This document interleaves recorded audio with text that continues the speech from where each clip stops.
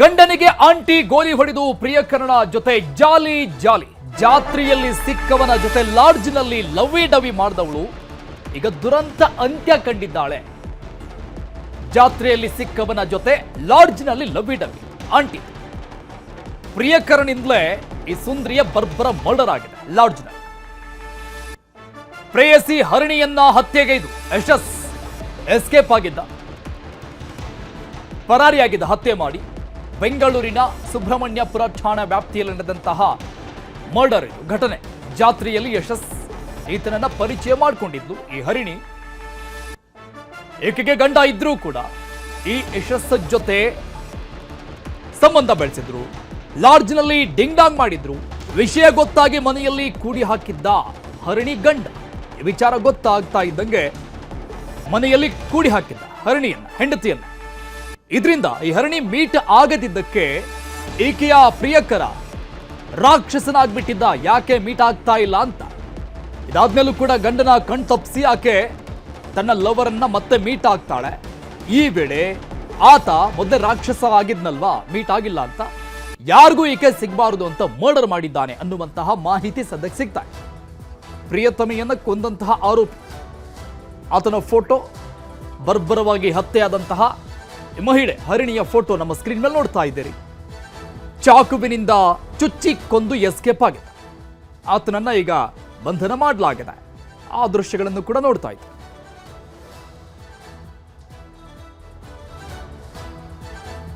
ಈ ಬಗ್ಗೆ ಇನ್ನಷ್ಟು ಡೀಟೇಲ್ಸ್ ಕೊಡ್ತಾರೆ ನಮ್ಮ ಪ್ರತಿನಿಧಿ ಮಂಜುನಾಥ್ ಚಂದ್ರ. ಲೈವ್ ನಲ್ಲಿ ಜಾಯ್ನ್ ಆಗ್ತಾ ಇದ್ದಾರೆ. ಮಂಜುನಾಥ್, ಮಾಡಬಾರದನ್ನ ಮಾಡಿದ್ರೆ ಆಗಬಾರದು ಆಗತ್ತೆ ಅಂತ ಹೇಳೋದಕ್ಕೆ ಸಾಕ್ಷಿ ಇದು. ಎಲ್ಲಿ ಎಸ್ಕೇಪ್ ಆಗಿದ್ದ ಈ ವ್ಯಕ್ತಿ, ಆತನನ್ನ ಹೇಗೆ ಬಂಧನ ಮಾಡಲಾಯಿತು, ಏನ್ ಡೀಟೇಲ್ಸ್ ಇದೆ? ಅರುಣ್, ಈ ಒಂದು ಘಟನೆ ನಡೆದಿರ್ತಕ್ಕಂಥದ್ದು ಶುಕ್ರವಾರ ಅಂದರೆ 4ನೇ ತಾರೀಕು ಅನ್ನೋದು ಕೂಡ ಗೊತ್ತಾಗ್ತಾ ಇರ್ತಕ್ಕಂಥದ್ದು. ಇನ್ನು ಆ ಸುಬ್ರಹ್ಮಣ್ಯಪುರ ಪೊಲೀಸ್ ಠಾಣೆ ವ್ಯಾಪ್ತಿಯಲ್ಲಿ ಇರ್ತಕ್ಕಂಥ ಒಂದು ಓಯೋ ಲಾಡ್ಜ್ನಲ್ಲಿ ಈ ಒಂದು ಘಟನೆಯನ್ನು ಭೀಕರವಾಗಿ ಹರಿಣಿಯನ್ನು ಹತ್ಯೆ ಮಾಡಿರ್ತಕ್ಕಂಥ ಯಶಸ್, ಈತ ಮೂಲತಃ ಕೆಂಗೇರಿ ಬಳಿ ಇರ್ತಕ್ಕಂಥ ಒಂದು ಹಳ್ಳಿಯಲ್ಲಿ ಕೂಡ ಈತ ಒಂದು ವಾಸ ಮಾಡ್ತಾ ಇರ್ತಕ್ಕಂಥದ್ದು. ಈಕೆ ಕೂಡ ಅದೇ ಊರಿನವರು, ಅಂದರೆ ಪಕ್ಕದ ಊರಿನವರು ಅಂತ ಕೂಡ ಗೊತ್ತಾಗ್ತಾ ಇರ್ತಕ್ಕಂಥದ್ದು. ಹರಿಣಿ ಹಾಗೂ ಯಶಸ್ ಇಬ್ಬರ ನಡುವೆ ಸಾಕಷ್ಟು ಒಂದು 6 ತಿಂಗಳಿಂದ ಇತ್ತೀಚೆಗೆ 6 ತಿಂಗಳಿಂದ ಒಂದು ಕಾಂಟ್ಯಾಕ್ಟ್ ಕೂಡ ಇರಲಿಲ್ಲ. ಜೊತೆಗೆ ಹರಿಣಿಯ ಗಂಡ ಏನು ಈಗಾಗಲೇ ಮರ್ಡರ್ ಆಗಿದ್ದಾಳೆ ಹರಿಣಿ, ಆಕೆಯ ಗಂಡ ಮೊಬೈಲ್ ಹಾಗೂ ಸಿಮ್ಗಳನ್ನು ಕೂಡ ವಶಕ್ಕೆ ಪಡ್ಕೊಂಡು ಹರಿಣಿಯನ್ನು ಮನೆಯಲ್ಲೇ ಕೂಡ ಕಿಟ್ಟಿರ್ತಕ್ಕಂಥದ್ದು. ಯಶಸ್ ಜೊತೆಗೆ ಯಾವುದೇ ರೀತಿಯ ಮಾತುಕತೆಗೆ ಅಥವಾ ಸಂಪರ್ಕಕ್ಕೆ ಬಿಡ್ತಾ ಇದ್ದಿಲ್ಲ. ಈ ಹಿಂದೆ ಅಂದರೆ ಹರಿಣಿ ಹಾಗೂ ಯಶಸ್ ಇಬ್ಬರು ಸಹ ಒಂದು ಜಾತ್ರೆಯಲ್ಲಿ ಹೋಗ್ತಾರೆ. ಜಾತ್ರೆಯಲ್ಲಿ ಹೋಗಿ ಪರಸ್ಪರ ಒಂದು ಫ್ರೆಂಡ್ ಮುಖಾಂತರ ಹರಿಣಿ ಒಂದು ಫ್ರೆಂಡ್ ಆಗ್ತಾರೆ. ಅಂದರೆ ಯಶಸ್ಸಿನ ಫ್ರೆಂಡ್ ಮುಖಾಂತರ ಹರಿಣಿ ಕೂಡ ಫ್ರೆಂಡ್ಶಿಪ್ ಅಲ್ಲಿ ಬೆಳೆಯುತ್ತಾ ಹೋಗ್ತಾ ಇರ್ತಕ್ಕಂಥದ್ದು. ಆ ಫ್ರೆಂಡ್ಶಿಪ್ ಒಂದು ಕಾಂಟ್ಯಾಕ್ಟ್ ನಂಬರ್ಸ್ ಅನ್ನು ಎಕ್ಸ್ಚೇಂಜ್ ಅನ್ನು ಮಾಡ್ಕೊಂಡು ತದನಂತರ ಇಬ್ಬರು ಕೂಡ ಮಾತುಕತೆಯನ್ನು ನಡೆಸ್ತಾರೆ ರಾತ್ರಿ ಬೆಳಗ್ಗೆ ಅಂತ ಹೇಳಿ. ಸಾಕಷ್ಟು ಬಾರಿ ಕಾಲ್ ಡೀಟೇಲ್ಸ್ ಅಲ್ಲಿ ಇವರಿಬ್ಬರ ಒಂದು ಫೋನ್ ಟ್ಯಾಪಿಂಗ್ ಅನ್ನ ಮಾಡಿರ್ತಕ್ಕಂಥದ್ದು ಪೊಲೀಸರು. ಅದರ ಜೊತೆಗೆ ಇನ್ನೊಂದು ವಿಚಾರ ಏನಂತಂದ್ರೆ, ಇವರ ಇಬ್ಬರ ಒಂದು ಸಂಬಂಧ, ಸ್ನೇಹ ಅಂದ್ರೆ ಫ್ರೆಂಡ್ಶಿಪ್ ಹೋಗಿ ಆ ಸಂಬಂಧಕ್ಕೆ ತಿರುಗಿರ್ತಕ್ಕಂಥದ್ದು. ಈ ಕೆಲವು ಒಂದು 2-3 ತಿಂಗಳ ಹಿಂದೆ ಕೂಡ 2-3 ಬಾರಿ ಭೇಟಿ ಮಾಡಿರ್ತಕ್ಕಂಥದ್ದು. ಸದ್ಯಕ್ಕೆ ಅದಾದ ನಂತರ ಹರಿಣಿ ಮನೆಯಲ್ಲಿ ಈ ವಿಚಾರ ಎಲ್ಲ ಯಾವಾಗ ಗೊತ್ತಾಗುತ್ತೋ, ಆಕೆಯ ಗಂಡ ಆಕೆಯನ್ನ ಮನೆಯಲ್ಲೇ ಕೂಡ ಆಗ್ತಾ ಇರ್ತಾರೆ. ಯಶಸ್ ಆಕೆಯ ಒಂದು ಕಾಲ್ ರಿಸೀವ್ ಆಗದೆ ಅಥವಾ ಈತ ಕಾಲ್ ಮಾಡಿದ್ರೆ ಆಕೆ ಒಂದು ಕಾಲ್ ರಿಸೀವ್ ಮಾಡದೇ ಇರೋದ್ರಿಂದ ಸಾಕಷ್ಟೊಂದು ಡಿಪ್ರೆಷನ್ಗೆ ಒಳಗಾಗಿರ್ತಕ್ಕಂಥದ್ದು. ಜೊತೆಗೆ ಈತ ಒಂದು ಪ್ಲಾನ್ ಮಾಡಿ ಹರಿಣಿ ಯಾವಾಗ ಹೊರಗಡೆ ಬರ್ತಾರೋ ಆಗ ನಾನು ಆಕೆಯನ್ನು ಮುಗಿಸ್ಬೇಕು ಅಂತ ಹೇಳಿ ಆ ಪ್ಲಾನ್ ಅನ್ನ ಮಾಡ್ತಾರೆ. ಸಾಕಷ್ಟೊಂದು ಹಾರರ್ ಸಿನಿಮಾಗಳನ್ನೆಲ್ಲವನ್ನು ಕೂಡ ಯಶಸ್ ನೋಡ್ತಾ ಇರ್ತಕ್ಕಂಥ, how to kill, how to murder ಅಂತ ಹೇಳಿ ಹಾರರ್ ಸಿನಿಮಾಗಳನ್ನೇ ನೋಡ್ಕೊಂತಾ ಬರ್ತಾ ಇರ್ತಕ್ಕಂಥದ್ದು. ಯಾವಾಗ ಹರಿಣಿ ಮನೆಯಿಂದ ಹೊರಗಡೆ ಬರ್ತಾರೋ ಯಶಸ್ ಆಕೆಯನ್ನ ಒಂದು ಲಾಡ್ಜ್ಗೆ ಕರ್ಕೊಂಡೋಗಿ ಸಾಕಷ್ಟು ಬಾರಿ ಒಂದು ಕೊಲೆನ 17ರಿಂದ 18 ಬಾರಿ ಚುಚ್ಚಿ ಕೊಲೆಯನ್ನ ಮಾಡಿರ್ತಕ್ಕಂಥದ್ದು. ಸದ್ಯಕ್ಕೆ ಆ ಒಂದು ಮರ್ಡರ್ ಮಾಡಿ ಈತ ಎಸ್ಕೇಪ್ ಕೂಡ ಆಗಿರ್ತಕ್ಕಂಥದ್ದು. ಪೊಲೀಸರು, ಅದೇ ಸುಬ್ರಹ್ಮಣ್ಯಪುರ ಪೊಲೀಸರು ಯಾವಾಗ ಈ ವಿಚಾರ ತಿಳಿಯುತ್ತೋ ಸ್ಥಳಕ್ಕೆ ಸೈಕೋ ಟೀಮ್ ಅಂದ್ರೆ ಸೋಕೋ ಟೀಮ್ ಎಲ್ಲ ಬಂದು ಕಂಪ್ಲೀಟ್ ಆಗಿ ಮಾಹಿತಿಯನ್ನು ಪಡಿತಾ ಹೋಗ್ತಾ ಇರ್ತಕ್ಕಂಥದ್ದು. ಅದರಲ್ಲಿ ಈತನೇ ಒಂದು ಕೊಲೆ ಮಾಡಿರ್ತಕ್ಕಂಥ ಕೂಡ ಒಂದು ಕ್ಲೂ ಸಿಗುತ್ತೆ. ಜೊತೆಗೆ ಈತನನ್ನ ಒಂದು ಅರೆಸ್ಟ್ ಮಾಡೋದಕ್ಕೆ ಪೊಲೀಸರು ಹರಸಾಹಸವನ್ನು 2 ಟೀಮ್ ಅನ್ನ ಫಾರ್ಮ್ ಮಾಡ್ತಾರೆ. ಅದಾದ ನಂತರ ಆತನನ್ನ ವಶಕ್ಕೆ ಪಡೆದು ವಿಚಾರಣೆ ಮಾಡುತ್ತಾ ಹೋದಾಗ ಈ ವಿಚಾರವಾಗಿ ಸಂಬಂಧ ಇರೋ ವಿಚಾರವಾಗಿ ಪ್ರತಿಯೊಂದು ಮಾಹಿತಿಯನ್ನು ಪೊಲೀಸರ ಮುಂದೆ ಹೇಳ್ತಾ ಹೋಗ್ತಾ ಇರ್ತಕ್ಕಂಥದ್ದು. ಆದರೆ ಯಾಕೆ 17ರಿಂದ 18 ಬಾರಿ ಚುಚ್ಚಿದೆಯಾ ಅಂತ ಪೊಲೀಸರು ಈತನನ್ನ ಪ್ರಶ್ನೆ ಮಾಡಿದಾಗ ಈತ ಹೇಳೋದು ಒಂದೇ, ಆಕೆ ನನಗೆ ಸಿಕ್ಕಿಲ್ಲ ಅಂದ್ರೆ ಇನ್ಯಾರಿಗೂ ಸಿಗಬಾರ್ದು ಅನ್ನೋ ರೀತಿಯಲ್ಲಿ ನಾನು ಮರ್ಡರ್ ಮಾಡಿದ್ದೇನೆ, ಅದಕ್ಕೆ 17ರಿಂದ 18 ಬಾರಿ ಚುಚ್ಚಿದ್ದೀನಿ ಅನ್ನೋದು ಕೂಡ ಆ ಪೊಲೀಸರ ಮುಂದೆ ಒಂದು ಕನ್ಫೆಷನ್ ಸ್ಟೇಟ್ಮೆಂಟ್ ಅನ್ನು ಕೂಡ ಮಾಡ್ತಾ ಹೋಗಿರ್ತಕ್ಕಂಥದ್ದು. ಆದರೆ ಈತ ಒಂದು ಸಾಫ್ಟ್ವೇರ್ ಕಂಪನಿಯಲ್ಲಿ ಪ್ರಮುಖ ಹುದ್ದೆಯಲ್ಲಿ ಇರ್ತಕ್ಕಂಥದ್ದು. ಅದರಲ್ಲೂ ಕೂಡ ಈತ ಸಾಫ್ಟ್ವೇರ್ ಇಂಜಿನಿಯರ್, ಏನು ಯಶಸ್ ಇದ್ದಾನೆ ಆತ ಸಾಫ್ಟ್ವೇರ್ ಇಂಜಿನಿಯರ್ ಅನ್ನೋದು ಕೂಡ ಗೊತ್ತಾಗ್ತಾ ಇರ್ತಕ್ಕಂಥದ್ದು. ಅರುಣ್, ಓಕೆ ಮಂಜು, ಈಕೆ ಪದೇ ಪದೇ ಆತನಿಗೆ ಮೀಟ್ ಆಗಿಲ್ಲ ಅನ್ನುವಂಥ ಕಾರಣಕ್ಕೆ ಅಥವಾ ಆತನ ಕಾಲ್ಗೆ ಮೆಸೇಜ್ಗಳಿಗೆ ಈಕೆ ರಿಯಾಕ್ಟ್ ಮಾಡಿಲ್ಲ ಅನ್ನುವಂಥ ಕಾರಣಕ್ಕಾಗಿನೇ ಮರ್ಡರ್ ಆಗಿದೆ ಅಥವಾ ಬೇರೆ ಏನಾದರೂ ಮಾಹಿತಿ ಸಿಗ್ತಾ ಇದೆ ಈ ಕಥೆ ಹಿಂದೆ? ಖಂಡಿತವಾಗ್ಲೂ ಅರುಣ್, ನೀವು ಹೇಳಿದ ಹಾಗೆ ಯಶಸ್ಸು ಹಾಗೂ ಹರಿಣಿಯ ಒಂದು ಪ್ರೀತಿ ಪ್ರೇಮ ಸಂಬಂಧ ಸಾಕಷ್ಟು ಉತ್ತೀರ್ಣಕ್ಕೆ ತುಂಬಾ ಪೀಕಲ್ಲಿ ಇರ್ತಕ್ಕಂಥದ್ದು. ಯಶಸ್ಗೆ ಏನೊಂದು ಹರಿಣಿಯನ್ನ ಬಿಟ್ಟು ಇರಕ್ ಆಗೋದಿಲ್ಲ ಅನ್ನೋ ರೀತಿಯಲ್ಲಿ ತುಂಬಾನೇ ಡಿಪ್ರೆಷನ್ ಹೊರಟೋಗಿರ್ತಕ್ಕಂಥದ್ದು. ಕಳೆದ 3-4 ತಿಂಗಳು ಇವರಿಬ್ಬರು ಬೇರೆ ಆದಾಗ ಪ್ರತಿ ದಿವಸ 2-3 ಬಾರಿ ಈಕೆಗೆ ಕಾಲ್ ಮಾಡಿದಾಗ ಕಾಲ್ ರಿಸೀವ್ ಆಗ್ತಾ ಇದ್ದಿಲ್ಲ, ಸಿಮ್ ಡಿಆಕ್ಟಿವೇಟ್ ಆಗಿರ್ತಕ್ಕಂಥ ಈತ ಕೂಡ ವೆಯ್ಟ್ ಮಾಡ್ತಾ ಇದ್ದ. ಆದ್ರೆ ಎಲ್ಲೋ ಒಂದ್ ಕಡೆ ಎಲ್ಲ ಸರಿ ಹೋಗಿದೆ ಅಂತ ಹೇಳಿ ಹರಿಣಿಯ ಗಂಡ ಹರಿಣಿಯನ್ನ ಹೊರಗಡೆ ಹೋದಾಗ ಬಿಟ್ಟಾಗ ಹರಿಣಿ ಕಾಲ್ ಮಾಡ್ತಾರೆ ಯಶಸ್ಗೆ ಕಾಲ್ ಮಾಡಿ ಮಾತನಾಡಬೇಕು ಅಂತ ಹೇಳಿದಾಗ ಇಬ್ರು ಕೂಡ ಒಂದು ಓಯೋ ರೂಮ್ ಅಲ್ಲಿ ಭೇಟಿ ಆಗಕ್ಕೆ ಒಂದು ಸಿದ್ಧತೆಯನ್ನ ಮಾಡ್ತಾ ಇರ್ತಕ್ಕಂಥ ಓಯೋ ರೂಮ್ ಕೂಡ ಫಿಕ್ಸ್ ಆಗುತ್ತೆ. ಓಯೋ ರೂಮ್ ಸುಬ್ರಹ್ಮಣ್ಯಪುರ ಪೊಲೀಸ್ ಠಾಣೆ ವ್ಯಾಪ್ತಿಯಲ್ಲಿ ಇರ್ತಕ್ಕಂಥ ಓಯೋ ರೂಮ್ ಅಲ್ಲಿ ಇವರಿಬ್ಬರು ಕೂಡ ಸೇರ್ತಾರೆ. ಸೇರಾದ ನಂತರ ನನಗೆ ಸಿಗದೆ ಇಲ್ಲದೆ ಇನ್ಯಾರಿಗೂ ಸಿಗ್ಬಾರ್ದು ಅನ್ನೋ ರೀತಿಯಲ್ಲಿ ಈತ ಒಂದು ಚುಚ್ಚಿ ಮರ್ಡರ್ ಮಾಡಿರೋದಂತೂ ಕೂಡ ಗೊತ್ತಾಗ್ತಾ ಇರ್ತಕ್ಕಂಥ. ಸದ್ಯಕ್ಕೆ ಈತ ಒಂದು ಹರಿಣಿಯನ್ನ ಸಾಕಷ್ಟು ಒಂದು ಪ್ರೀತಿಯಿಂದ ಸಾಕಷ್ಟು ಒಂದು ಬಹಳಷ್ಟು ಪ್ರೀತಿಯಿಂದ ಆಕೆಯನ್ನ ನೋಡ್ಕೊಂತಾ ಇದ್ದ, ಆಕೆಗೆ ಬೇಕಾಗಿರೋ ವಸ್ತುಗಳನ್ನೆಲ್ಲ ಕೊಡಿಸ್ತಾ ಇದ್ದ ಅನ್ನೋ ರೀತಿಯಲ್ಲಿ ಕೂಡ ಗೊತ್ತಾಗ್ತಾ ಇರ್ತಕ್ಕಂಥದ್ದು ಅರುಣ್. ಓಕೆ ಮಂಜು, ಈ ಹರಿಣಿಯ ಗಂಡ ಏನ್ ಹೇಳ್ತಾ ಇದ್ದಾರೆ ಈ ಸಂಬಂಧಪಟ್ಟಂಗೆ, ಮರ್ಡರ್ ವಿಚಾರಕ್ಕೆ ಸಂಬಂಧಪಟ್ಟಂಗೆ, ಜೊತೆಗೆ ಅವರು ಈಕೆಯನ್ನ ಮನೆಯಲ್ಲಿ ಕೂಡಿ ಹಾಕಿದ್ರು ಈಕೆಯ ಸಂಬಂಧದ ವಿಚಾರ ಗೊತ್ತಾದ್ಮೇಲೆ ಅನ್ನುವಂಥದ್ದು. ಈಗ ಮರ್ಡರ್ ಆದ್ಮೇಲೆ ಏನ್ ರಿಯಾಕ್ಟ್ ಮಾಡ್ತಾ ಇದ್ದಾರೆ, ಏನ್ ಹೇಳ್ತಾ ಇದ್ದಾರೆ? ಅರುಣ್, ಕೆಂಗೇರಿ ಬಳಿ ಇರ್ತಕ್ಕಂಥ ಹರಿಣಿಯ ಹಾಗೂ ಹರಿಣಿಯ ಗಂಡನ ಕುಟುಂಬ ಸಾಕಷ್ಟು ಒಂದು ದೊಡ್ಡ ಕುಟುಂಬ ಆಗಿರ್ತಕ್ಕಂಥದ್ದು. ಯಾವುದೇ ರೀತಿಯಾದಂಥ ಒಂದು ಸ್ಥಳೀಯರು ಒಂದು ಕಷ್ಟ ಅಂತ ಹೇಳ್ಕೊಂಡು ಹೋದಾಗ ಅವ್ರಿಗೆಲ್ಲರೂ ಕೂಡ ಅಕ್ಕಿಯನ್ನ ಒಂದು ಅಥವಾ ಅನ್ನ ಆ ರೀತಿಯಲ್ಲಿ ಕೊಟ್ಟು ಸಾಕಷ್ಟು ಒಂದು ಹೆಲ್ಪ್ ಮಾಡುವಂಥ ಕುಟುಂಬ. ಆದರೆ ಊರಿನ ಗೌಡರ ಕುಟುಂಬ ಅಂತಲೇ ಹೇಳ್ಬೋದು. ಆ ರೀತಿಯಾದ ಒಂದು ದೊಡ್ಡ ಕುಟುಂಬ. ಈಕೆಯ ಬಗ್ಗೆ ಇನ್ನೆಲ್ಲೂ ಹೊರಗಡೆ ಗೊತ್ತಾದ್ರೆ ಮನ ಮರ್ಯಾದೆ ಹೋಗುತ್ತೆ ಅಂತ ಹೇಳಿ ಆತನೇ ಒಂದು ಸಮಾಧಾನ ಮಾಡಿ ಸಿಮ್ಮು ಮೊಬೈಲ್ ಎಲ್ಲವನ್ನೂ ಕೂಡ ಆತನ ಬಳಿ ಇಟ್ಕೊಂಡಿದ್ದ. ಯಾವಾಗ ಇದು ಬೆಳಕಿಗೆ ಬಂತು, ಕೊಲೆ ಆಯಿತು, ಅದಾದ ಮೇಲೆ ಸಾಕಷ್ಟು ವಿಚಾರ ಬೆಳಕಿಗೆ ಬಂದಿರ್ತಕ್ಕಂಥದ್ದು. ಸದ್ಯಕ್ಕೆ ಹರಿಣಿಯ ಗಂಡ ಇವಾಗವರೆಗೂ ಕೂಡ ಮಾಧ್ಯಮ ಮುಂದೆ ಯಾವುದೇ ರೀತಿಯ ಒಂದು ಹೇಳಿಕೆಯನ್ನು ನೀಡಲಿಲ್ಲ. ಮುಂದೆ ಏನಾದರೂ ಅಲ್ಲಿ ಅಂದ್ರೆ ಪೊಲೀಸರ ಮುಂದೆ ಯಾವ ರೀತಿ ಹೇಳಿಕೆಯನ್ನು ನೀಡ್ತಾರೆ, ಯಾಕೆಂತ ಹೇಳಿದ್ರೆ ಈಗಾಗಲೇ ಪೊಲೀಸರು ಆರೋಪಿಯನ್ನು ಅರೆಸ್ಟ್ ಮಾಡಿ ಜೈಲಿಗೆ ಕೂಡ ಕಟ್ಟಿರ್ತಕ್ಕಂಥದ್ದು. ಜೊತೆಗೆ ಹೆಚ್ಚಿನ ವಿಚಾರಣೆಯಾಗಿ PC ಪೊಲೀಸ್ ಕಸ್ಟಡಿಗೆ ತಗೊಂಡಿರ್ತಕ್ಕಂಥದ್ದು. ಒಟ್ಟಾರೆಗೆ ಇನ್ನು ಯಾವ ರೀತಿ ಆತ ಅಂದ್ರೆ ಹರಿಣಿಯ ಗಂಡ ಹೇಳಿಕೆಯನ್ನು ಕೊಡ್ತಾರೆ ಅಂತ ಕೂಡ ಕಾದು ನೋಡ್ಬೇಕಾಗಿರ್ತಕ್ಕಂಥದ್ದು ಅರುಣ್. ಓಕೆ, ಈಕೆ ಕುಟುಂಬಸ್ಥರು ಏನಾದರೂ ರಿಯಾಕ್ಟ್ ಮಾಡ್ತಾ ಇದ್ದಾರೆ ಈ ಸಂಬಂಧಪಟ್ಟಂಗೆ? ಏನಾದರೂ ಕಂಪ್ಲೇಂಟ್ ರಿಜಿಸ್ಟರ್ ಏನಾದರೂ ಆಗಿದೆ ಅಂತ ಅನ್ಸುತ್ತಾ ಅರುಣ್? ಇಲ್ಲಿವರೆಗೂ ಕೂಡ ಅಂದ್ರೆ ಏನು ಹರಿಣಿ ಹಾಗೂ ಯಶಸ್ ಇಬ್ಬರ ಒಂದು ಟೆಕ್ನಿಕಲ್ ಎವಿಡೆನ್ಸ್ ಅನ್ನ ಪೊಲೀಸರಿಗೆ ಸಿಕ್ಕಿರ್ತಕ್ಕಂಥದ್ದು, ಅವರ ಕಾಲ್ ಡೀಟೇಲ್ಸ್ ಸಿಕ್ಕಿರ್ತಕ್ಕಂಥದ್ದು, ಎಷ್ಟು ದಿನಗಳಿಂದ ಪರಿಚಯ ಅನ್ನೋ ರೀತಿಯಲ್ಲಿ ಯಶಸ್ ಆರೋಪಿನ ಹೇಳಿಕೆಯನ್ನು ಕೂಡ ಕೊಟ್ಟಿರ್ತಕ್ಕಂಥದ್ದು, ಎಲ್ಲಿ ಭೇಟಿ ಮಾಡಿದ ಎಲ್ಲವನ್ನು ಕೂಡ ಕೊಟ್ಟಿರ್ತಕ್ಕಂಥ. ಸದ್ಯಕ್ಕೆ ಕೊಲೆ ಪ್ರಕರಣ ದಾಖಲಾಗಿದ್ದು ಹೆಚ್ಚಿನ ವಿಚಾರಣೆ ಈಗ ಪೊಲೀಸ್ ಕಸ್ಟಡಿ ತಗೊಂಡಿದ್ರೆ ಹೆಚ್ಚಿನ ವಿಚಾರಣೆಯನ್ನು ಮಾಡಕ್ಕೆ ಪೊಲೀಸರು ಕೂಡ ಮುಂದುವರಿತಾ ಇರ್ತಕ್ಕಂಥದ್ದು ಅರುಣ್. ಓಕೆ, ಥ್ಯಾಂಕ್ ಯು ಮಂಜು ಡೀಟೇಲ್ಸ್ಗೆ. ನೋಡಿ, ಈ ಪ್ರಕರಣದ ಮಾಹಿತಿ ಇಷ್ಟು. ಯಾವ ರೀತಿಯಾಗಿ ಇವರಿಬ್ಬರ ಸಂಬಂಧ ಬೆಳೀತು, ಹೇಗೆ ಪರಿಚಯ ಆದರೂ, ಆ ಪರಿಚಯ ಸ್ನೇಹ ಇರುವಂಥದ್ದು ಯಾವ ರೀತಿಯಾಗಿ ಸಂಬಂಧಕ್ಕೆ ಕನ್ವರ್ಟ್ ಆಯಿತು, ಅದಾದಮೇಲೆ ಏನೇನೆಲ್ಲ ಆಯಿತು, ಈಕೆ ಗಂಡ ಆಕೆಯನ್ನ ಸಂಬಂಧದ ವಿಚಾರ ಗೊತ್ತಾದ್ಮೇಲೆ ಮನೆಯಲ್ಲಿ ಕೂಡ ಹಾಕ್ತಾರೆ. ಅದಾದಮೇಲೆ ಆಕೆ ಗಂಡನ ಕಣ್ತಪ್ಪಿಸಿ ಈಕೆಯ ಲವರ್ನ ಮೀಟ್ ಆಗೋದಕ್ಕೆ ಮತ್ತೆ ಬರ್ತಾಳೆ. ಯಾವಾಗ ಮೀಟ್ ಆಗೋದಕ್ಕೆ ಮುಹೂರ್ತ ಈತ ಫಿಕ್ಸ್ ಮಾಡಿದ್ದ, ಅವತ್ತೇ ಕೊಲೆ ಮಾಡಬೇಕು ಅನ್ನುವಂಥ ಸ್ಕೆಚ್ ಕೂಡ ಹಾಕಿದ್ದ ಅನ್ನೋದಿಲ್ಲಿ ಗೊತ್ತಾಗಿದೆ. ಪೊಲೀಸರ ತನಿಖೆಯ ಸಂದರ್ಭದಲ್ಲಿ, ವಿಚಾರಣೆಯ ಸಂದರ್ಭದಲ್ಲಿ 16ರಿಂದ 17 ಬಾರಿ ಈತ ಆಕೆಗೆ ಚಾಕುವಿನಿಂದ ಚುಚ್ಚಿ ಕೊಲೆ ಮಾಡಿದ್ದಾನೆ. ಅಂದರೆ ಎಷ್ಟರ ಮಟ್ಟಿಗೆ ಈತ ವಿಕೃತಿಯನ್ನ ತೋರಿದ್ದಾನೆ ಅನ್ನೋದನ್ನು ಅಂದಾಜು ಮಾಡಬಹುದು. ನನಗೆ ಸಿಕ್ಕಿಲ್ಲ ಅಂದರೆ ನೀನು ಯಾರಿಗೂ ಸಿಗೋದು ಬೇಡ ಅಂತ ಆತನ ಮೈಂಡ್ನಲ್ಲಿ ಫಿಕ್ಸ್ ಆಗಿಬಿಟ್ಟಿತ್ತು. ಸೊ ಹಾಗಾಗಿ ಓಯೋ ಲಾಡ್ಜ್ನಲ್ಲಿ ಆಕೆಯನ್ನು ಚುಚ್ಚಿ ಬರ್ಬರವಾಗಿ ಹತ್ಯೆ ಮಾಡಿದ್ದಾನೆ. ಬೆಂಗಳೂರಿನ ಸುಬ್ರಹ್ಮಣ್ಯಪುರದ ಪೊಲೀಸ್ ಠಾಣಾ ವ್ಯಾಪ್ತಿಯಲ್ಲಿ ನಡೆದಂತಹ ಘಟನೆ ಇದು.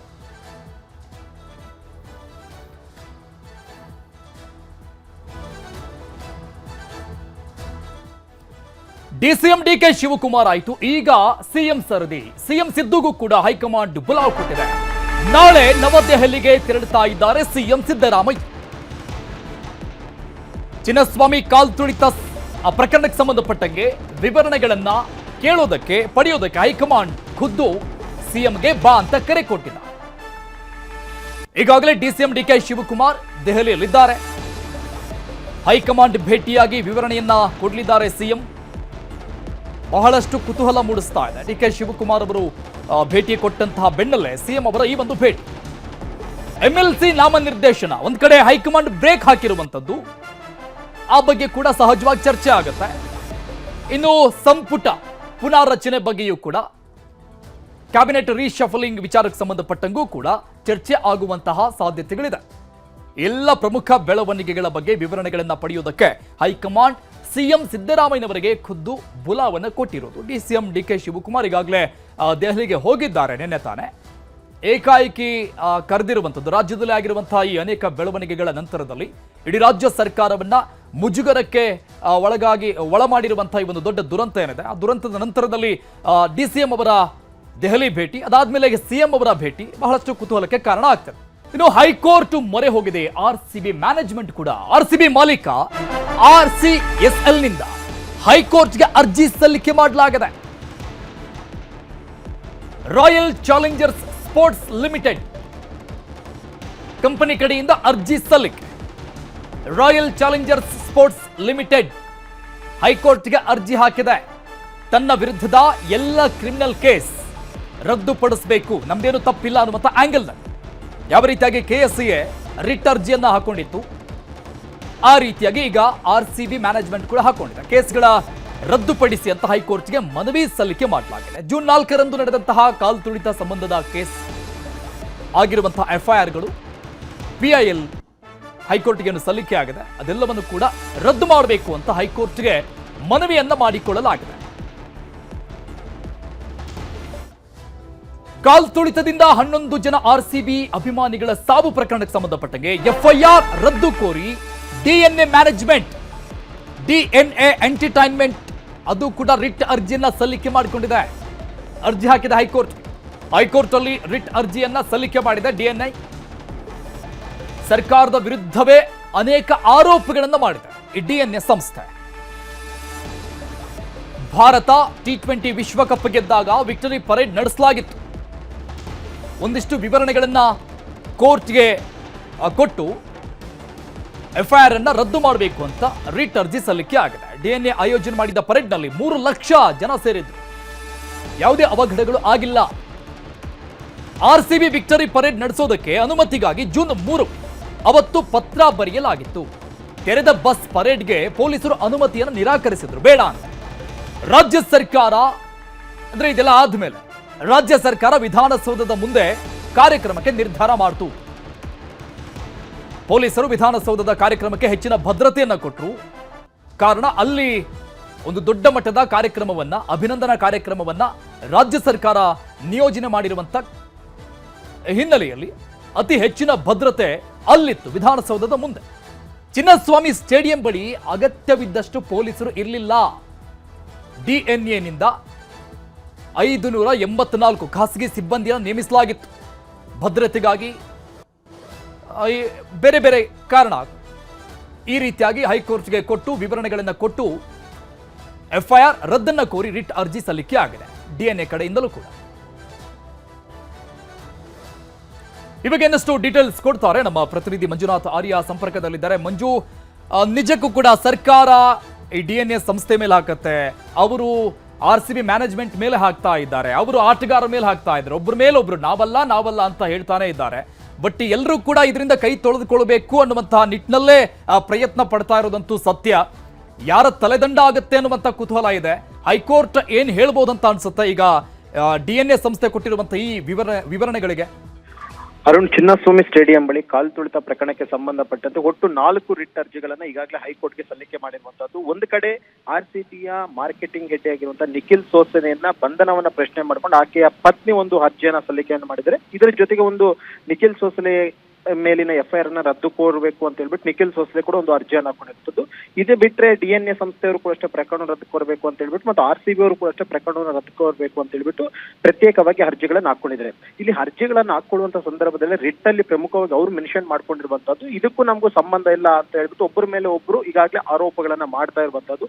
ಅದರಲ್ಲೂ ಕೂಡ ಅಷ್ಟೇ DNA ಸಬ್ಮಿಟ್ ಮಾಡಿರುವಂತ ರಿಟ್ ನಲ್ಲಿ ಅವರು ನೇರವಾಗಿ ಸರ್ಕಾರವನ್ನ ಮತ್ತು ಪೊಲೀಸ್ ಇಲಾಖೆಯೇ ಹೊಣೆ ಈ ಒಂದು ಘಟನೆಗೆ ಅನ್ನುವಂತ ನಿಟ್ಟಿನಲ್ಲಿ ಒಂದು ರಿಟ್ ಅರ್ಜಿಯನ್ನ ಹಾಕೊಂಡಿದ್ದಾರೆ. ಯಾಕಂದ್ರೆ 2024-25 ಏನು T20 ವಿಶ್ವಕಪ್ ಅನ್ನ ಇಂಡಿಯಾ ಗೆಲ್ಲುತ್ತೆ, ಆ ಒಂದು ಟೈಮ್ ನಲ್ಲಿ ಮುಂಬೈನಲ್ಲಿ ಒಂದು ವಾಂಖೆಡೆ ಸ್ಟೇಡಿಯಂ ನಲ್ಲಿ ಒಂದು ಪೆರೇಡ್ ಆಗುತ್ತೆ. ಅದರಲ್ಲಿ 32,000 ಸಾಮರ್ಥ್ಯ ಅಷ್ಟೇ ಆ ಸ್ಟೇಡಿಯಂಗೆ ಇರೋದು. ಆದ್ರೆ ರೋಡ್ ಶೋ ನಲ್ಲಿ ಸುಮಾರು 3 ಲಕ್ಷ ಜನ ಸೇರ್ತಾರೆ. ಯಾವುದೇ ಒಂದು ಸಣ್ಣ ಅವಘಡ ಕೂಡ ಆಗಿರಲಿಲ್ಲ. ಅದನ್ನು ಕೂಡ ಅಷ್ಟೇ ನಮ್ಮದೇ ಆದಂತ DNA ಸಂಸ್ಥೆಯವರೇ ನಾವು ಆಯೋಜನೆಯನ್ನ ಮಾಡಿರ್ತೀವಿ. ಇದಾದಂತ ಬಳಿಕ ವಿಕ್ಟರಿ ಪೆರೇಡ್ ನಡೆಸೋದಕ್ಕೆ ಅನುಮತಿಯನ್ನ ಕೋರ್ಕೊಂಡು 3ನೇ ತಾರೀಕಿಗೆ ಪತ್ರ ಬರೀತೀವಿ, ತೆರೆದ ಬಸ್ ನಲ್ಲಿ ಪೆರೇಡ್ಗೆ ಅವಕಾಶ ಮಾಡಿಕೊಡಿ ಅಂತ ಹೇಳಿ ಪೊಲೀಸರನ್ನ ಕೇಳ್ತೀವಿ. ಆದ್ರೆ ಪೊಲೀಸರು ನಿರಾಕರಣೆಯನ್ನ ಮಾಡ್ತಾರೆ. ಆದ್ರೆ ಇಲ್ಲಿ ನಿರಾಕರಣೆ ಮಾಡಿದಂತ ಪೊಲೀಸ್ ಇಲಾಖೆಯವರು ರಾಜ್ಯ ಸರ್ಕಾರದವರು ವಿಧಾನಸೌಧದ ಮುಂಭಾಗದಲ್ಲಿ ಕಾರ್ಯಕ್ರಮ ಮಾಡಬೇಕು ಅನ್ನೋದು ನಿರ್ಧಾರವನ್ನ ಮಾಡ್ತಾರೆ. ಜೊತೆಗೆ ಪೊಲೀಸ್ ಇಲಾಖೆಯವರೆಲ್ಲರೂ ಕೂಡ ಅಷ್ಟೇ ವಿಧಾನಸೌಧದ ಕಾರ್ಯಕ್ರಮಕ್ಕೆ ಅತಿ ಹೆಚ್ಚಿನ ಸಂಖ್ಯೆಯಲ್ಲಿ ಭದ್ರತೆಯನ್ನು ಒದಗಿಸಿದ್ರು. ಆದ್ರೂ ಕೂಡ ಅಷ್ಟೇ ನಾವು ಚಿನ್ನಸ್ವಾಮಿ ಸ್ಟೇಡಿಯಂನ ಬಳಿ ಜನ ಸೇರಬಹುದು ಅನ್ನೋದು ಒಂದು ಕಾರಣಕ್ಕೋಸ್ಕರ 584 ಜನರನ್ನ ಖಾಸಗಿ ಬೌನ್ಸರ್ ಗಳನ್ನ ನೇಮಕ ಮಾಡಿದ್ವಿ. ಎಲ್ಲೋ ಒಂದ್ ಕಡೆ ಸರ್ಕಾರ ತನ್ನ ವೈಫಲ್ಯವನ್ನ ಮುಚ್ಚಿಟ್ಕೊಳ್ಳೋದಕ್ಕೆ ಈ ರೀತಿ ಬಂಧನ ಮಾಡ್ಕೊಳ್ಳಿ, DNA RCB ಮ್ಯಾನೇಜ್ಮೆಂಟ್ ಅವ್ರನ್ನ ಬಂಧನ ಮಾಡಿ ಅನ್ನೋಂಥ ಒಂದು ಆದೇಶವನ್ನು ಹೊರಡಿಸಿದೆ. ಜೊತೆಗೆ ಇಲ್ಲಿ ಪ್ರಮುಖವಾಗಿ ಇನ್ನೊಂದು ವಿಚಾರ ಏನಂತಂದ್ರೆ CM ಸೂಚನೆ ಕೊಟ್ಟಂತಹ ಬಳಿಕ DNA 2 ಸಿಬ್ಬಂದಿಯವ್ರನ್ನ ಇವರು ಬಂಧನ ಕೂಡ ಮಾಡಿದ್ದಾರೆ. ಇನ್ನೊಂದೇನು ಪ್ರಮುಖವಾದಂತಹ ವಿಚಾರವನ್ನ ಕೂಡ ಅಷ್ಟೇ ಅವ್ರು ರಿಟ್ ನಲ್ಲಿ ಮೆನ್ಷನ್ ಮಾಡಿರುವಂತಹದ್ದು, ಆವತ್ತೇನು ಇನ್ಸಿಡೆಂಟ್ ಆಯ್ತಲ್ಲ ಜೂನ್ 4ನೇ ತಾರೀಕಿನಂದು, ಅವತ್ತು ಪೊಲೀಸರ ಭದ್ರತೆಗೆ ಅಂತೇಳಿ ಯಾರು ಕಾರ್ಯಕ್ರಮವನ್ನು ಆಯೋಜನೆ ಮಾಡಿರ್ತಾರೋ ಭದ್ರತೆಗೆ ಇದ್ದಂತಹ ಸಿಬ್ಬಂದಿರು ಊಟದ ವ್ಯವಸ್ಥೆಯನ್ನು ಕೂಡ ಅಷ್ಟೇ ಅವರೇ ಅರೇಂಜ್ ಮಾಡ್ಬೇಕಾಗುತ್ತೆ. ಅದರಂತೆ 2450 ಆಹಾರ ಪೊಟ್ಟಣಗಳನ್ನು ಕೂಡ ಅಷ್ಟೇ ಅವತ್ತು DNA ಮ್ಯಾನೇಜ್ಮೆಂಟ್ ಅವರು ಪೊಲೀಸರಿಗೆ ಅಂತಾನೆ ಸಿದ್ಧ ಮಾಡಿರ್ತಾರೆ. ಆದ್ರೆ ಅವತ್ತು ಅಲ್ಲಿ ತಗೊಂಡಿರುವಂತದ್ದು ಕೇವಲ 600 ಪೊಟ್ಟಣಗಳಷ್ಟೇ. ಉಳಿದಂತೆ ಪೊಲೀಸ್ ಯಾರು ಕೂಡ ಅಷ್ಟೇ ಊಟವನ್ನ ಸ್ವೀಕಾರ ಮಾಡಿಲ್ಲ. ಅಂದ್ರೆ ಇಲ್ಲಿ ಗೊತ್ತಾಗುತ್ತೆ ಪೊಲೀಸರು ಚಿನ್ನಸ್ವಾಮಿ ಸ್ಟೇಡಿಯಂನಲ್ಲಿ ಎಷ್ಟರ ಮಟ್ಟಿಗೆ ಭದ್ರತೆಗಿದ್ರು ಅನ್ನುವಂಥದ್ದು. ಎಲ್ಲೋ ಒಂದ್ ಕಡೆ ಪೊಲೀಸರು ಭದ್ರತೆಗಿದ್ದಿದ್ರೆ ಬಹುಶಃ ಈ ಒಂದು ಘಟನೆ ಆಗ್ತಿರ್ಲಿಲ್ಲ. ಪೊಲೀಸರು ಭದ್ರತೆಗಿಲ್ಲದೆ ಇರುವಂತಹ ಕಾರಣಕ್ಕೋಸ್ಕರ ಈ ರೀತಿಯಂತ ಒಂದು ಘಟನೆ ಆಗಿದೆ.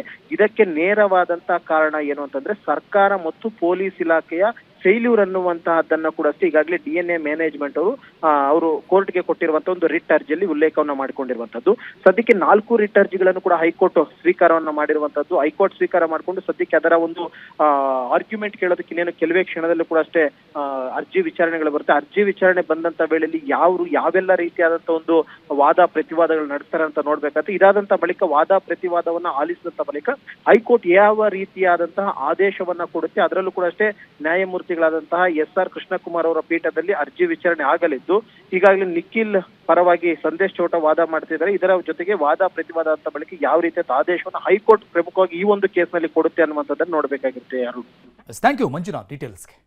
ಹೈಕೋರ್ಟ್ ಅಲ್ಲಿ 4 ರಿಟ್ ಅರ್ಜಿಗಳು ಸಲ್ಲಿಕೆ ಆಗಿರುವಂತದ್ದು. ಒಂದು RCB ಸ್ಪೋರ್ಟ್ಸ್ ಲಿಮಿಟೆಡ್ ಕಡೆಯಿಂದ, RCB ಮ್ಯಾನೇಜ್ಮೆಂಟ್ ಕಡೆಯಿಂದ FIR ರದ್ದು ಮಾಡಬೇಕು ಅಂತ, ಮತ್ತೊಂದು ಕಡೆ ನಿಖಿಲ್ ಸೋಸಲೆ ಅವರ ವಿರುದ್ಧ ಆಗಿರುವಂತಹ FIR ಅನ್ನ ರದ್ದು ಮಾಡಬೇಕು ಅಂತ ಅವರ ಪತ್ನಿ ಅರ್ಜಿಯನ್ನು ಹಾಕಿದ್ದಾರೆ, ರಿಟ್ ಅರ್ಜಿ. ಮತ್ತೊಂದು ಕಡೆ ಈಗ DNA ಸಂಸ್ಥೆ ಕಾರ್ಯಕ್ರಮವನ್ನ ಆಯೋಜನೆ ಮಾಡುವಂತಹ ಸಂಸ್ಥೆ, ಅದು ಕೂಡ ನಮ್ದೇನೂ ತಪ್ಪಿಲ್ಲ, ನಾವೆಲ್ಲ ರೀತಿಯ ಕ್ರಮಗಳನ್ನು ತೆಗೆದುಕೊಂಡಿದ್ದೀವಿ, ಮುಂಜಾಗ್ರತೆಯಾಗಿ ನಾವೇನೇನು ಕ್ರಮಗಳನ್ನು ತೆಗೆದುಕೊಂಡಿದ್ದೀವಿ ಅಂತ ಪ್ರಮುಖವಾದಂತಹ ವಿವರಣೆಗಳ ಮೂಲಕವಾಗಿ ಪಾಯಿಂಟ್ ಟು ಪಾಯಿಂಟ್ ವಿವರಣೆಗಳನ್ನ ಕೋರ್ಟ್ ಮುಂದೆ ಇಟ್ಟು FIR ರದ್ದು ಮಾಡಬೇಕು ಅಂತ ಕೇಳಿಕೊಳ್ಳಲಾಗಿದೆ. ಹೈಕೋರ್ಟ್ ಅಲ್ಲಿ ನಿಖಿಲ್ ಸೋಸಲೆ ಅರ್ಜಿ ವಿಚಾರಣೆಗೆ ಬಂದಿದೆ. ಈಗ ಕೆಲವೇ ಕ್ಷಣಗಳಲ್ಲಿ ಹೈಕೋರ್ಟ್ ಅಲ್ಲಿ ಅರ್ಜಿ ವಿಚಾರಣೆ ಆರಂಭ ಆಗುತ್ತೆ. ವಿಚಾರಣೆಗೆ ಬಂದಿದೆ, ವಾದ ಪ್ರತಿವಾದಗಳು ನಡೆಯುತ್ತೆ. ನ್ಯಾಯಮೂರ್ತಿ SR ಕೃಷ್ಣಕುಮಾರ್ ಅವರ ಪೀಠದಲ್ಲಿ ವಿಚಾರಣೆಯನ್ನು ನಡೆಸಲಾಗುತ್ತೆ. ಯಾವ ರೀತಿಯಾದಂತಹ ವಾದ ಪ್ರತಿವಾದಗಳು ನಡೆಯುತ್ತೆ ಅನ್ನೋದು ಸದ್ಯಕ್ಕಿರುವಂತಹ ಕುತೂಹಲ. ಸಹಜವಾಗಿ ನಮ್ದೇನು ತಪ್ಪಿಲ್ಲ ಅನ್ನುವಂತಹ ಆಂಗಲ್ನಲ್ಲಿನೇ ಅವರ ಪರವಾದಂತಹ ಡಿಫೆನ್ಸ್ ಲಾಯರ್ ವಾದ ಮಾಡ್ತಾರೆ. ಕೆಲವೇ ಕ್ಷಣಗಳಲ್ಲಿ ಹೈಕೋರ್ಟ್ ಅಲ್ಲಿ ಅರ್ಜಿ ವಿಚಾರಣೆ ಆರಂಭ ಆಗುತ್ತೆ. SR ಕೃಷ್ಣಕುಮಾರ್ ನ್ಯಾಯಮೂರ್ತಿಗಳು ಅವರ ಪೀಠದಲ್ಲಿ ವಿಚಾರಣೆ ನಡೆಯುತ್ತೆ. ಅರ್ಜಿ ವಿಚಾರಣೆಗೆ ಈಗಾಗಲೇ ಬಂದಿದೆ. ಏನ್ ಹೇಳುತ್ತೆ ಕೋರ್ಟ್ ಅನ್ನುವಂತ ಕುತೂಹಲ ಇದೆ. ನಿಖಿಲ್ ಸೋಸ್ಲೆ ಅವರ ಪತ್ನಿ ಹಾಕಿರುವಂತಹ ರಿಟ್ ಅರ್ಜಿ ಇದು. ವಿಚಾರಣೆ ಆರಂಭ ಆಗಿದೆ ಅನ್ನುವಂತ ಮಾಹಿತಿ ಸಿಗ್ತಾ ಇದೆ. ಅಲ್ಲಿಗೆ ವಾದ ಪ್ರತಿವಾದಗಳು ಶುರುವಾಗಿದೆ ಹೈಕೋರ್ಟ್ ಅಲ್ಲಿ. ನಿಖಿಲ್ ಸೋಸಲೆ ಅರ್ಜಿ ವಿಚಾರಣೆ ಆರಂಭ ಆಗಿದೆ. ಕಾಂಗ್ರೆಸ್ನಲ್ಲಿ ಜೋರಾಯಿತು ಪರಿಷತ್ ಫೈಟ್. ನಾಮನಿರ್ದೇಶನ ಕೋಟಾ ವಿರುದ್ಧ ಈಗ ಪಕ್ಷ ನಿಷ್ಠೆ ಕಾರ್ಡ್ ಪ್ಲೇ ಆಗ್ತಾ ಇದೆ ಕಾಂಗ್ರೆಸ್ನ. 4 ಹೆಸರನ್ನ ಫೈನಲ್ ಮಾಡಿತ್ತು ರಾಜ್ಯ ಕಾಂಗ್ರೆಸ್ ನಾಯಕರು. ಈಗ ಮತ್ತೊಂದಿಷ್ಟು ಕೂಗುಗಳು, ಕಾರ್ಯಕರ್ತರನ್ನ ನೇಮಿಸಿ, ಪಕ್ಷ ನಿಷ್ಠರನ್ನ ನೇಮಿಸಿ ಅಂತ ಹೊಸ ಕೂಗು ಕೇಳಿ ಬರ್ತಾ ಇದೆ. ಕಾರ್ಯಕರ್ತರ ಅಸಮಾಧಾನ ಅಂತ ಪತ್ರವನ್ನ ಬರೆಯಲಾಗಿದೆ. ಕೆಪಿಸಿಸಿ ಕಾರ್ಯಾಧ್ಯಕ್ಷ GC ಚಂದ್ರಶೇಖರ್ಗೆ ಸಂಬಂಧಪಟ್ಟಂಗೆ ದೂರು ಕೊಡಲಾಗಿದೆ. ಕಾರ್ಯಕರ್ತರನ್ನ ಇಲ್ಲಿ ಕಡೆಗಣನೆ ಮಾಡಲಾಗ್ತಾ ಇದೆ ಅಂತ, ಕಾರ್ಯಕರ್ತರನ್ನೇ ಆಯ್ಕೆ ಮಾಡಿ ಅಂತ ಒತ್ತಾಯ ಕೂಡ ಮಾಡಲಾಗಿದೆ ಈ ಪತ್ರದ ಮುಖೇನ. ನಾಮನಿರ್ದೇಶನ ಕಾರ್ಯಕರ್ತರಿಗೂ ವಿಷಯ ತಜ್ಞರಿಗೂ ಅಂತ ಪ್ರಶ್ನೆ ಕೇಳಲಾಗಿದೆ. ಕಾರ್ಯಕರ್ತರ ಕಾರ್ಡ್ ಮೂಲಕ ನಾಮನಿರ್ದೇಶನ ವಾರ್ ಮತ್ತೊಂದು ಹಂತಕ್ಕೆ ಹೋಗ್ತಾ ಇದೆ. ಕಾಂಗ್ರೆಸ್ನಲ್ಲಿ ಹೊಸ ಮುಸುಕಿನ ಗುದ್ದಾಟ ಶುರುವಾದಂತೆ ಕಾಣಿಸ್ತಾ ಇದೆ. ಸಹಜವಾಗಿ ಇದನ್ನೆಲ್ಲ ಅರಿತೆ ಕಾಂಗ್ರೆಸ್ ಹೈಕಮಾಂಡ್ ಈ ಒಂದು ಲಿಸ್ಟ್ಗೆ ಬ್ರೇಕ್ ಅನ್ನ ಹಾಕದಂಗೆ ಕಾಣಿಸ್ತಾ ಇದೆ. 4 ಜನ, DG ಸಾಗರ್, ದಲಿತ ಮುಖಂಡರಿಗೆ ಮಣೆ ಹಾಕಲಾಗಿತ್ತು. NRI ಆರತಿ ಕೃಷ್ಣ ಇವರ ಹೆಸರನ್ನ ಆಲ್ಮೋಸ್ಟ್ ಫೈನಲ್ ಮಾಡಲಾಗಿತ್ತು. ರಾಜ್ಯಪಾಲರು ಇನ್ನೇನು ಅಂಕಿತ ಹಾಕಬೇಕಾಗಿತ್ತು. ರಾಜಭವನಕ್ಕೆ ಈ ಲಿಸ್ಟ್ ನ ಕಳಿಸಲಾಗಿತ್ತು. ರಮೇಶ್ ಬಾಬು ಅವರ ಹೆಸರನ್ನ ಆಲ್ಮೋಸ್ಟ್ ಫೈನಲೈಸ್ ಮಾಡಲಾಗಿತ್ತು. ಒಟ್ಟಾರೆಯಾಗಿ 4 ಜನ ಹೆಸರನ್ನ ಫೈನಲ್ ಮಾಡಲಾಗಿತ್ತು. ಮೇಲ್ಮನೆ ನಾಮನಿರ್ದೇಶನ ಕಾರ್ಯಕರ್ತರಿಗ ಅಥವಾ ವಿಷಯ ತಜ್ಞರಿಗ ಅಂತ ಪ್ರಶ್ನೆ ಮಾಡಲಾಗಿದೆ ಪತ್ರದಲ್ಲಿ. ಮೇಲ್ಮನೆ ನಾಮನಿರ್ದೇಶನ ಕಾರ್ಯಕರ್ತರಿಗ ಅಥವಾ ವಿಷಯ ತಜ್ಞರಿಗ ಇದು ಮೊದಲ ಪಾಯಿಂಟ್. ಆದ್ರೆ ಮೇಲ್ಮನೆ ಆಶಯಗಳನ್ನ ಮೀರಿ ಶುರುವಾಯ್ತಾ ಹಾಗಾದ್ರೆ ಪಕ್ಷದಲ್ಲಿ ರಾಜಕೀಯ ಅನ್ನುವಂಥ ಪ್ರಶ್ನೆ ಸಹಜವಾಗಿ ಮೂಡುತ್ತೆ. ಅನುಕೂಲ ಸಿಂಧು ಸಂಪ್ರದಾಯಕ್ಕೆ ಕೈ ಹಾಕ್ತಾ ಹಾಗಾದ್ರೆ ಪಕ್ಷದ ಒಂದು ಗುಂಪು ಅಂದ್ರೆ ಉದ್ಭವ ಆಗಿರುವಂತಹ ಈ ಒಂದು ಸಮಯ ಟೈಮ್ ಅನ್ನ ಉಪಯೋಗ ಮಾಡಿಕೊಳ್ಳುತ್ತೆ. ನಾಮನಿರ್ದೇಶನದಲ್ಲೂ ಕೂಡ ಪಕ್ಷ ರಾಜಕೀಯ ಸರಿನಾ? ನಾಮನಿರ್ದೇಶಿತರು ಅವರು ಕೂಡ ಪ್ರಾಥಮಿಕ ಸದಸ್ಯತ್ವ ಪಡೆಯಲೇಬೇಕಾ? ಹಿಂದೆ ಆದ ನಾಮನಿರ್ದೇಶನಗಳನ್ನ ಮರೆತ್ರ ಕಾರ್ಯಕರ್ತರು?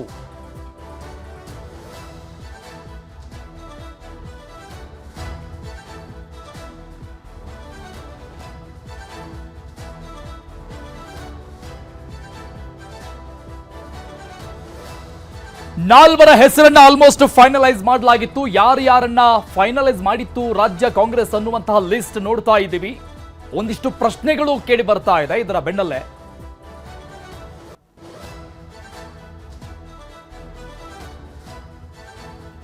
ಮೇಲ್ಮನೆ ನಾಮನಿರ್ದೇಶನ ಕಾರ್ಯಕರ್ತರಿಗ ಅಥವಾ ವಿಷಯ ತಜ್ಞರಿಗ? ಹಾಗಾದ್ರೆ ಮೇಲ್ಮನೆ ಆಶಯಗಳನ್ನ ಮೀರಿ ಶುರುವಾಯಿತ ಹಾಗಾದ್ರೆ ಪಕ್ಷದಲ್ಲಿ ರಾಜಕೀಯ, ಒಳ ರಾಜಕೀಯ? ಅನುಕೂಲ ಸಿಂಧು ಸಂಪ್ರದಾಯಕ್ಕೆ ಕೈ ಹಾಕ್ತಾ ಪಕ್ಷದ ಒಂದು ಗುಂಪು? ನಾಮನಿರ್ದೇಶನದಲ್ಲೂ ಕೂಡ ಪಕ್ಷ ರಾಜಕೀಯ ಸರಿನಾ? ಹಾಗಾದ್ರೆ ನಾಮನಿರ್ದೇಶಿತರು ಕೂಡ ಪ್ರಾಥಮಿಕ ಸದಸ್ಯತ್ವವನ್ನ ಪಡೀಲೇಬೇಕು ಹಾಗಾದ್ರೆ ಪಕ್ಷದಿಂದ? ಹಿಂದೆ ಆದ ನಾಮನಿರ್ದೇಶನಗಳನ್ನ ಕಾರ್ಯಕರ್ತರು ಮರೆತು ಬಿಟ್ರ? ಎಲ್ಲ ಪ್ರಶ್ನೆಗಳು ಈಗ ಉದ್ಭವ ಆಗಿದೆ. ಇನ್ನಷ್ಟು ಡೀಟೇಲ್ಸ್ ಕೊಡ್ತಾರೆ ನಮ್ಮ ಪ್ರತಿನಿಧಿ ಕಾರ್ತಿಕ್ ಲೈವ್ ನಲ್ಲಿ ಜಾಯ್ನ್ ಆಗ್ತಾ ಇದ್ದಾರೆ. ಕಾರ್ತಿಕ್, ಈ ಎಲ್ಲ ಪ್ರಶ್ನೆಗಳು ಒಂದು ಕಡೆ ಆದ್ರೆ ಈಗ ಉದ್ಭವ ಆಗಿರುವಂತಹ ಈ ಸಮಸ್ಯೆಯನ್ನ ಅರಿತುಕೊಂಡೇ ಕಾಂಗ್ರೆಸ್ ಹೈಕಮಾಂಡ್ ಆ ಒಂದು 4 ಲಿಸ್ಟ್ ಆಲ್ಮೋಸ್ಟ್ ಇನ್ನು ಫೈನಲ್ ಆಗ್ಬಿಟ್ಟಿದೆ ಅಂತ ನೀವೆಲ್ಲ ಅಂದ್ಕೊಂಡಿದ್ವಿ. ಆ ಒಂದು ಲಿಸ್ಟ್ಗೆ ಬ್ರೇಕ್ ಹಾಕ್ತಾ ಅಂತ? ಅರುಣ್, ನಿಶ್ಚಿತವಾಗಿಯೂ ಏನು 4 ಜನ ಏನು ನಾಮನಿರ್ದೇಶನ ಆಗಿರುವಂತಹ ಒಂದು ಪಟ್ಟಿ ಏನಿತ್ತು, ಪಟ್ಟಿಯನ್ನ ಈಗಾಗಲೇ ಹೈಕಮಾಂಡ್ ತಡೆ ಹಿಡಿದಿದೆ. ಇದೇ ಒಂದು ಸಂದರ್ಭವನ್ನ ಬಳಸಿಕೊಂಡಿರ್ತಕ್ಕಂಥ ಕಾಂಗ್ರೆಸ್ ಕಾರ್ಯಕರ್ತರು ಪ್ರಮುಖವಾಗಿ ಈ ಒಂದು ವಿಚಾರವಾಗಿ ಅಂದ್ರೆ ಏನು ತಡೆ ಹಿಡಿದಿರುವಂತಹ ಪಟ್ಟಿಯನ್ನ ಬಿಟ್ಟು ಉಳಿದವರಿಗೆ ಅಂದ್ರೆ ಕಾರ್ಯಕರ್ತರಿಗೆ ಅವಕಾಶವನ್ನು ಕಲ್ಪಿಸಬೇಕು ಅನ್ನುವಂತ ನಿಟ್ಟಿನಲ್ಲಿ ಒಂದು ಪತ್ರವನ್ನ GC ಚಂದ್ರಶೇಖರ್ ಅವರಿಗೆ ಬರೆದಿರುವಂತದ್ದು. ಅಂದ್ರೆ ಈಗಾಗಲೇ 4 ಜನರಿಗೆ ನಾಮನಿರ್ದೇಶನವನ್ನು ಮಾಡಿ ಅಂತಿಮವಾಗಿ CM ಸಿದ್ದರಾಮಯ್ಯವರು ಕೂಡ ಸಹಿಯನ್ನ ಹಾಕಿದ್ರು. ಅಂತ ಒಂದು ಸಂದರ್ಭದಲ್ಲಿ ಆಕ್ರೋಶಗಳು ಸಹಜವಾಗಿ ಕಾಂಗ್ರೆಸ್ನಲ್ಲಿ ಉದ್ಭವವಾಗಿತ್ತು. ಅಂತ ಸಂದರ್ಭದಲ್ಲಿ ಈಗ ಕಾರ್ಯಕರ್ತರು ಕೂಡ ಪಕ್ಷದಲ್ಲಿ ದುಡಿದಿರ್ತಕ್ಕಂಥವ್ರಿಗೆ ಅಂದ್ರೆ 30 ರಿಂದ 40 ವರ್ಷಕ್ಕೂ ಹೆಚ್ಚು ಕಾಲ ಪಕ್ಷ ಸಂಘಟನೆ ಮಾಡಿರುವಂತವರಿಗೆ ಅವಕಾಶವನ್ನ ಕೊಡಿ ಅನ್ನುವಂತ ನಿಟ್ಟಿನಲ್ಲಿ ಇವತ್ತು ಬೇಡಿಕೆಯನ್ನು ಇಟ್ಟು GC ಚಂದ್ರಶೇಖರ್ ಅವರಿಗೆ ಪತ್ರವನ್ನು ಕೂಡ ಬರೆದಿರುವಂತದ್ದು. ಸಹಜವಾಗಿ ಕಾಂಗ್ರೆಸ್ನಲ್ಲಿ ನಾಮನಿರ್ದೇಶನಕ್ಕೆ ಸಂಬಂಧಪಟ್ಟಂತೆ ಈಗ ಅಂದ್ರೆ MLC ಆಯ್ಕೆ ಸಂಬಂಧಪಟ್ಟಂತೆ ಸಾಕಷ್ಟು ಗೊಂದಲಗಳು ಉದ್ಭವವಾಗಿದ್ದೆ. CM ಸಿದ್ದರಾಮಯ್ಯವರು ಕೂಡ ನಾಳೆ ದೆಹಲಿಗೆ ಹೋಗ್ತಾ ಇದ್ದಾರೆ. ಅಲ್ಲೂ ಕೂಡ ಈ ಒಂದು ವಿಚಾರ ಮತ್ತೆ ಚರ್ಚೆ ಆಗತ್ತಂತ ಕೂಡ ಹೇಳಲಾಗ್ತಾ ಇದೆ. ಇಂತಹ ಒಂದು ಸಂದರ್ಭದಲ್ಲಿ ಕಾರ್ಯಕರ್ತರು ಕೂಡ ಈಗ ಪಟ್ಟನೆ ಹಿಡಿದಿರುವಂತದ್ದು. ಪಕ್ಷ ಸಂಘಟನೆ ಮಾಡಿರುವಂತವರಿಗೆ ಅವಕಾಶವನ್ನ ಕಲ್ಪಿಸಬೇಕು ಅನ್ನುವಂತ ನಿಟ್ಟಿನಲ್ಲಿ ಅವರು ಪಟ್ಟನೆ ಹಿಡಿದಿದ್ದಾರೆ.